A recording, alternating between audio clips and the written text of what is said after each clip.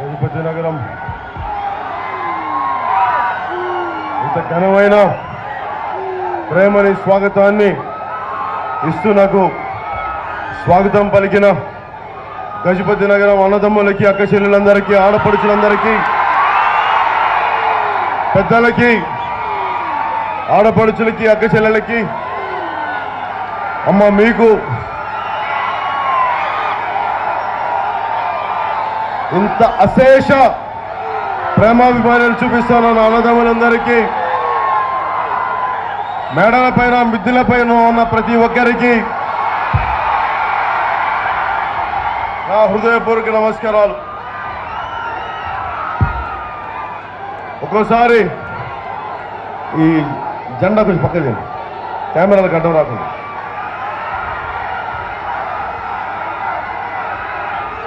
ఎలా ఉంది తెలుగుదేశం పాలన? మీకు తెలుగుదేశం పాలన ఎలా ఉంది?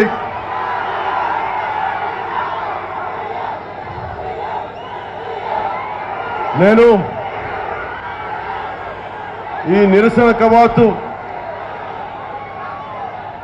ఆంధ్రప్రదేశ్ స్పెషల్ కేటగిరీ స్టేటస్ కోసం ఇవ్వని సందర్భంగా కేంద్రం మాట వెనక్కి తీసుకున్న సందర్భంగా ఈ రోజున మనకి జరుగుతున్న అన్యాయానికి నిరసన గళమెత్తాను. 2014లో తెలుగుదేశం పార్టీకి ఏమీ ఆశించకుండా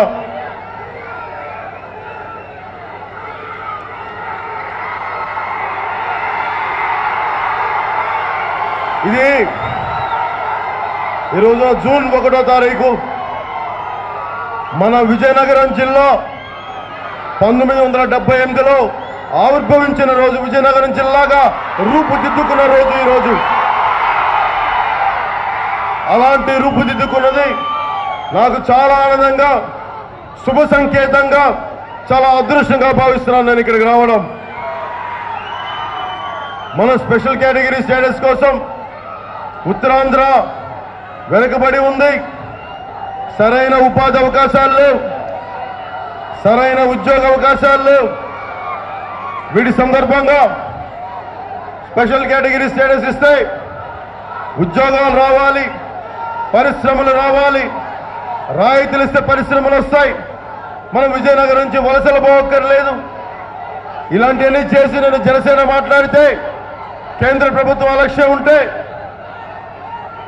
తెలుగుదేశం పార్టీ జనసేన గెలవెత్తింది స్పెషల్ కేటగిరీ స్టేటస్ కోసం తిరుపతిలో, కాకినాడలో, అనంతపురంలో. కానీ ఎత్తితే ఆ రోజున ముఖ్యమంత్రి గారు స్పెషల్ కేటగిరీ స్టేటస్ అవసరం లేదు, వారిచ్చే స్పెషల్ ప్యాకేజీ మాకు ముద్దు అని చెప్తే ఆ స్పెషల్ ప్యాకేజ్ కూడా చట్టబద్ధత లేదు. ఈ రోజుకి ఆ స్పెషల్ ప్యాకేజ్ ఏంటో ఈ రోజుకి ఎవరికి అర్థం కాదు. నేను స్పెషల్ ప్యాకేజ్ అనేదాన్ని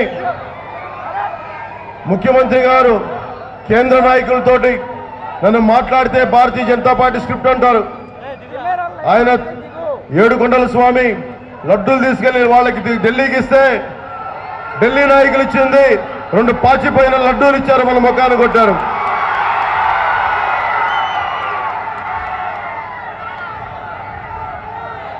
మనకి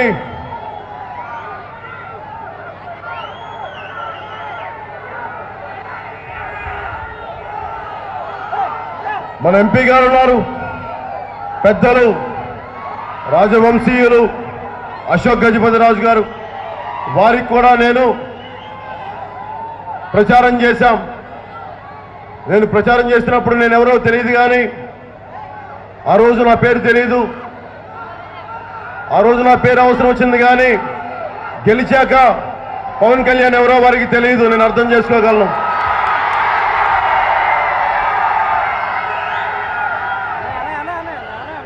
నేను అశోక్ గజపతిరాజు గారిని ఒకటే అడుగుతున్నాను, మీరు చెప్పండి, గజపతి నగరంలో మనకు రైల్వే స్టేషన్ ఉంది, ఇక్కడ ఒక సూపర్ ఫాస్ట్ ఎక్స్ప్రెస్ ఆగుద్దా? కనీసం ఒక్క నిమిషమైనా, కనీసం ఒక్క నిమిషం. కేంద్ర మంత్రి, తెలుగుదేశం పార్టీ, మనం స్పెషల్ కేటగిరీ స్టేటస్ కూడా కాదు, కనీసం మా గజపతి నగరంలో ఒక్క నిమిషం సేపు సూపర్ ఫాస్ట్ ఎక్స్ప్రెస్ ఆపేలా చేయండి అంటే వారికి మన మీద ఇంట్రెస్ట్ లేదు. కానీ రామ్ విలాస్ పాస్వాన్, ఉత్తరాది ముఖ్యమంత్రి, భారతీయ జనతా పార్టీ మిత్రపక్షం, ఆయన మటుకు ఆయన ఉన్న ఊరిని ఒక రైల్వే జోన్గా ప్రకటించుకున్నారు. కానీ మన గజపతి నగరానికి, మన విజయనగరానికి కనీసం మన గజపతి నగరం ఒక్క నిమిషం సూపర్ ఫాస్ట్ ఎక్స్ప్రెస్ ఆపే పరిస్థితిలో కూడా మన నాయకులు లేరు. అది మన దుస్థితి, అది మన పరిస్థితి.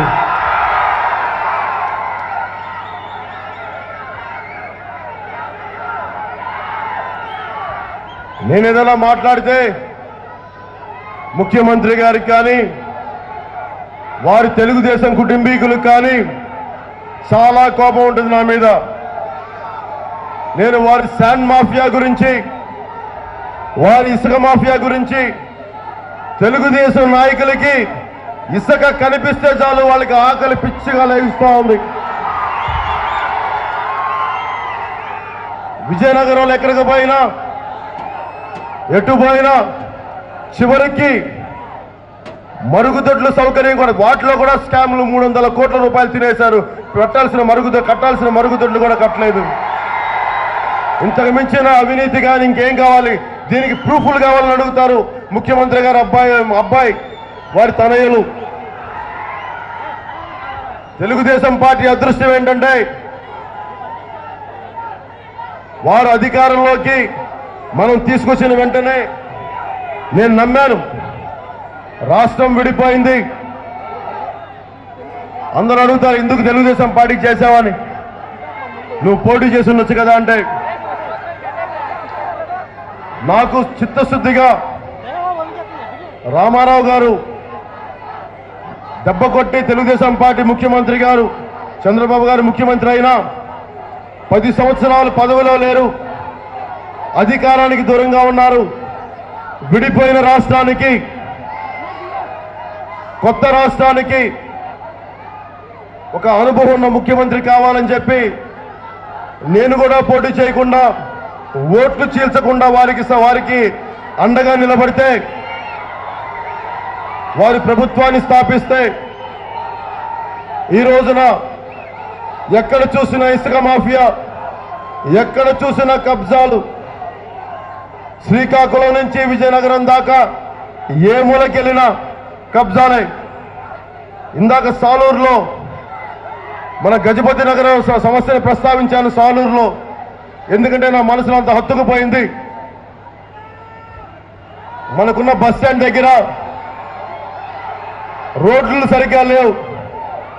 నిన్నే వింటా ఉన్నాను, ఆంధ్రప్రదేశ్ సచివాలయంలో ముఖ్యమంత్రి గారి కుటుంబీకులు మేము 17,000 కిలోమీటర్ల రోడ్లు వేసామని చెప్పారు. మీరు చెప్పండి, మన విజయనగరంలో గ్రామాన రోడ్లు ఎలా ఉన్నాయి చెప్పండి? రోడ్లు బాగున్నాయా? మరి ఆ 17,000 కిలోమీటర్లు ఎక్కడేశారో వారికే తెలియాలి. ఇవన్నీ నేను మాట్లాడితే వారికి మాటలు నచ్చట్లేదు. ఎంతసేపు వాళ్ళకి గులాంగిరి చేసి, వాళ్ళకి బానిసగిరి చేస్తే పవన్ కళ్యాణ్ మంచాడు, పవన్ కళ్యాణ్ మంచి ఆశయాలున్న తెలుగుదేశం పార్టీకి సపోర్ట్ చేయి, మంచాడు. తెలుగుదేశాన్ని నిలది బీజేపీ స్క్రిప్ట్ రాస్తుందంటారు. అరే బీజేపీని మొట్టమొదటి నుంచి ఎదిరించింది, నిలవరించింది, నిలదీసింది జనసేన, పవన్ కళ్యాణ్. వారిని వెనకేసుకొచ్చింది, వారికి సన్మానాలు చేసింది. స్పెషల్ కేటగిరీ స్టేటస్ మీద 3.5 సంవత్సరాల్లో 36 సార్లు మాట మార్చింది తెలుగుదేశం పార్టీ నాయకులు, ముఖ్యమంత్రి గారు.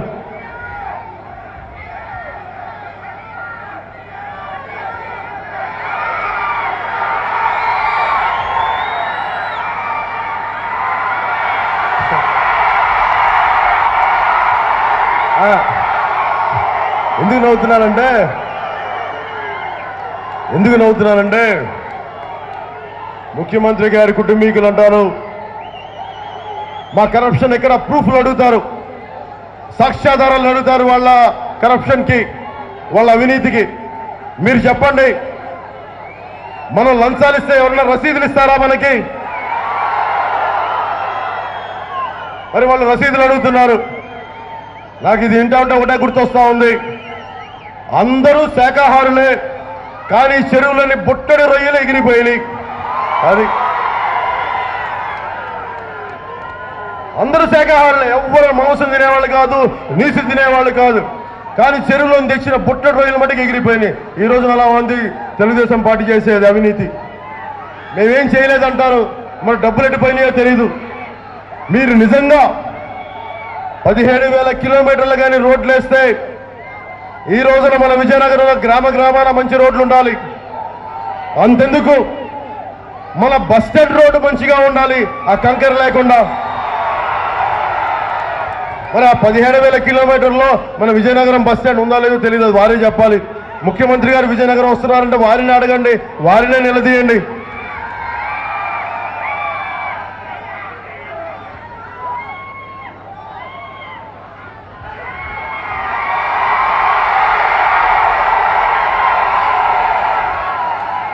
అలాగే నేను రాబోయే ముందు చాలా మంది నా టీంని పంపిస్తాను. ప్రతి చోటకి నేను పోలేను, అందుకని మన జన సైనికులు పంపిస్తాను. వారు ప్రతి ఒక్కరిని కలుస్తారు. కలిస్తే ఇక్కడ చంద్రన్న బీమా పథకం గురించి చెప్పారు. చంద్రన్న బీమా పథకంలో పాపం ఒక పెద్ద ఆయన అనేక మంది చంద్రన్న బీమా పథకం మీరు డబ్బులు కట్టండి, మీకు ఏమి జరిగినా ప్రభుత్వం చంద్రన్న అండగా ఉంటారంటే డబ్బులు కట్టారు. వాళ్ళు రసీదులు కూడా ఇచ్చారు. పొరపాటున ఒక ట్రైన్ యాక్సిడెంట్లో 2 కాళ్ళు పోతే, ఒక ఇంట్లో ఒకరు చచ్చిపోతే ఆ చంద్రన్న బీమా పథకం క్లెయిమ్ చేద్దామని వెళ్తే అక్కడ చెప్పే అధికారులు, ప్రభుత్వం చెప్పేది ఏంటంటే చంద్రన్న బీమా పథకాన్ని చూసేవాళ్ళు మీ వేలు ముద్రలు పడట్లేదు, మ్యాచ్ అవ్వట్లేదు, మీకు ఇవ్వమని చెప్తా ఉన్నారు. ఇది చంద్రన్న బీమా పథకం తాలూకు అవుట్పుట్. ఇది మరి చంద్రన్న బీమా పథకం దేనికి? మరి నిజంగా ఏ బీమా పథకం ఎవరికైతే హాని జరిగిందో, దేనికైతే నిలబడాలో, మరి ఆ బీమా పథకం పనిచేయనప్పుడు చంద్రన్న బీమా పథకం దేనికి? పేరుకేనా? పేరుకే గొప్ప, ఊరు దిబ్బ.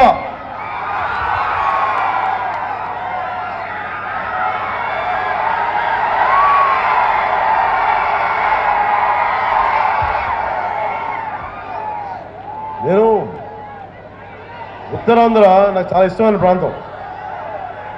ఎందుకంటే నేను విజయనగరం నుంచి నాకు మామిడి పండ్లు వచ్చాయి. వైజాగ్లో నేను యాక్టింగ్లో ఉన్నప్పుడు నా స్నేహితులు చాలామంది విజయనగరంలో డిస్ట్రిబ్యూటర్స్. అలాంటి విజయనగరం, శ్రీకాకుళం నుంచి విజయనగరం దాకా, శ్రీకాకుళం 19 జీవనదులు ఉన్న ప్రాంతం.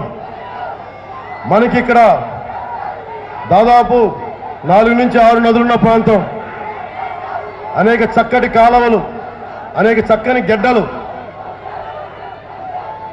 ఇంత చక్కని ప్రదేశం, ఇంత చూడ చక్కని ప్రదేశం. కానీ ఈ ప్రదేశానికి చూస్తే మొన్న బొబ్బిలిలో చూసిన ఈ రోజున ముఖ్యమంత్రి గారు చెప్తారు, మేము ఆంధ్రప్రదేశ్ని ఆరోగ్య ఆంధ్రప్రదేశ్గా చేస్తామన్నారు. ఇందాక మన గజపతి నగరం బస్టాండ్లో చూస్తుంటే పందులు తిరుగుతూ ఉన్నాయి. పందులు అంత నీచంగా ఉన్నాయి. మరి ఇక్కడ ఉంటే కలరాలు రావా, మలేరియాలు రావా, ఫైలేరియాలు రావా? ఇలాగే ఉంటుంది పరిస్థితి. తెలుగుదేశం ప్రభుత్వం రాగానే వారికి అదృష్టం ఏంటంటే తీర్థం స్వార్థం కలిసి వచ్చినట్టయింది వాళ్ళకి.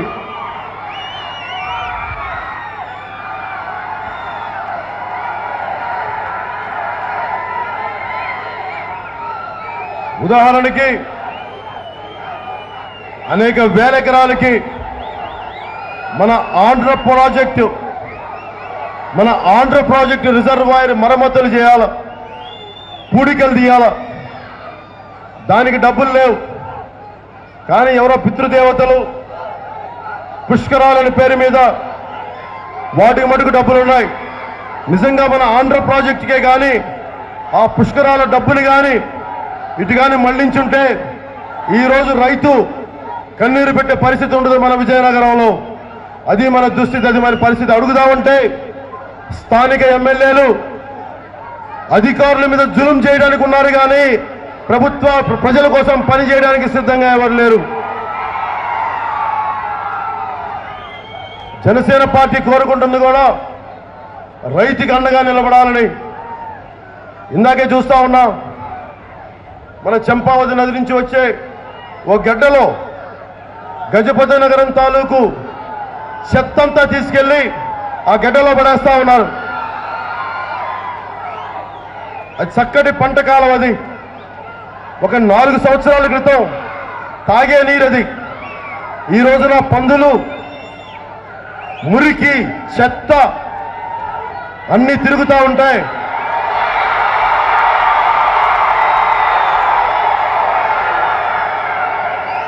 ఏం చేయగలం? ముఖ్యమంత్రి గారికి నదీ పరిరక్షణ మీద వారికి ప్రేమ లేదు, అభిమానం లేదు. ఎందుకంటే వారు అమరావతిలో వారు ఉంటున్న భవనమే పర్యావరణ పరిమితులకి లేకుండా అలాంటి బిల్డింగ్లో ఉంటున్నారు. కొన్ని ముందేదో కట్టారు పంచాయతీ లేఅవుట్ వల్ల, అంతకుముందు ఓనర్ అనుకుందాం. మళ్ళీ కొత్త బిల్డింగ్స్ కడుతున్నారు. దాంట్లో ఈ రోజున కొత్త పనులు చేస్తా ఉన్నారు. దీన్ని బట్టి మనకు అర్థమవుతుంది ఏంటంటే మన నదుల మీద కానీ మన నదీ పరివాహక ప్రాంతాల మీద కానీ ముఖ్యమంత్రి గారికి నిజంగా గౌరవం లేదనేది వాళ్ళు అమరావతిలో ఉంటున్న పర్యావరణానికి లోబడి ఉన్న అనుమతులు లేకుండా వారు ఉండడం తప్పు. అంతకుముందు ఎవరైనా చేస్తే అది పంచాయతీలో ఉంది కాబట్టి అప్పుడు పరిస్థితి. కానీ ముఖ్యమంత్రి గారు పర్యావరణ కాలుష్య మండలికి ఆ నిబంధనలు దాటి కట్టారు. దానికి తగ్గట్టుగా మళ్ళీ కొత్త బిల్డింగ్స్ కూడా కడతా ఉన్నారు. ఈ రోజున మన కాలువల్లో ఎందుకు క్లీన్ చేయలేకపోతున్నారు, ఎందుకు సరిగ్గా చేయలేకపోతున్నారు అనడానికి మన ఎమ్మెల్యేలు తప్పు ఉంది. దానికంటే ముఖ్యమంత్రి గారు తప్ప అంతకంటే పెద్ద తప్పు ఉంది ఈ రోజున.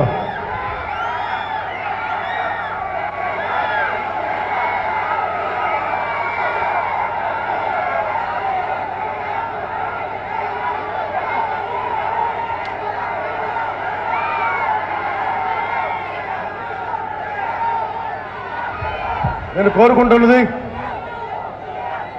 మనకి నిజంగా కానీ స్పెషల్ కేటగిరీ స్టేటస్ కానీ ఈ రోజుకి వచ్చిండుంటే ఈరోజు మన విజయనగరంలో 3 జూట్ మిల్లులు మూతపడేవి కావు. అలాగే ముఖ్యమంత్రి గారు ఏం మాట్లాడతారు? ప్రతిసారి 2 ద్వంద్వార్థపు మాటలు మాట్లాడతారు. ఢిల్లీకి పోయి ఆంధ్రప్రదేశ్ బోలెడంత అభివృద్ధి చెందుతుందంటారు. మళ్ళీ రేపంతా కూర్చొని నవనిర్మాణ దీక్షలు అంటారు. నవనిర్మాణ దీక్షల్లో కేంద్ర ప్రభుత్వం నిధులు ఇవ్వట్లేదంటారు. అందువల్ల ఆంధ్రప్రదేశ్ ప్రభుత్వం అభివృద్ధి ఆగిపోయిందంటారు, ఎదుగుదల ఆగిపోయిందంటారు. మళ్ళీ నెక్స్ట్ డే ఆంధ్రప్రదేశ్ చాలా అద్భుతంగా ప్రగతి సాధిస్తుందంటారు. ఈ రెండింటి మధ్యలో ప్రజలని కన్ఫ్యూజన్ చేసి ప్రజలని మూలంతా అయోమయానికి గురి చేసి ఈ రోజున న్యాయం చేయలేకుండా చేస్తున్నారు. ఒకవైపు మన విజయనగరం పారిశుద్ధ కార్మికులకి కనీసం 11,000 ఇవ్వాల్సి ఉంటే వారికి డబ్బులు లేవు, వారికి 7,000. కానీ అభివృద్ధి ఉందంటారు. మరి అభివృద్ధి అంతా, రాష్ట్ర అభివృద్ధి అంతా కేవలం తెలుగుదేశం పార్టీ నాయకులకి, వారి కుటుంబీకులకి తప్ప ప్రజలకైతే జరగట్లేదు.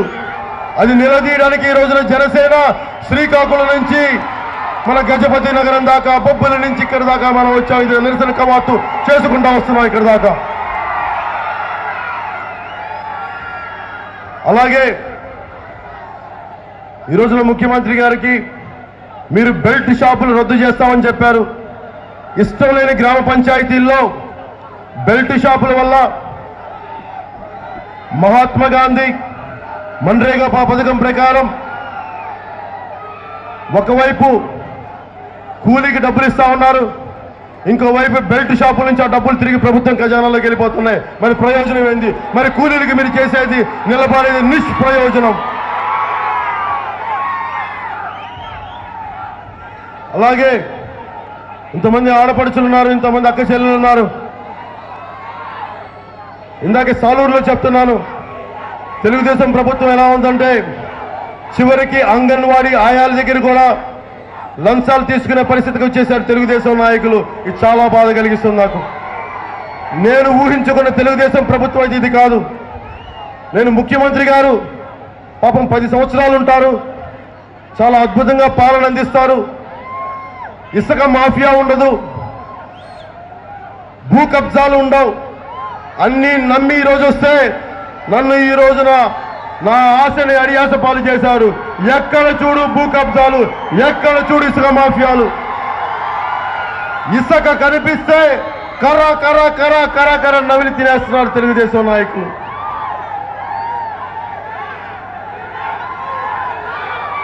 ఈ రోజున మీ అందరి కోసం నేను 2019లో ఒక సరికొత్త ప్రజాప్రభుత్వం, ప్రజలకి జవాబుదారీ ఉన్న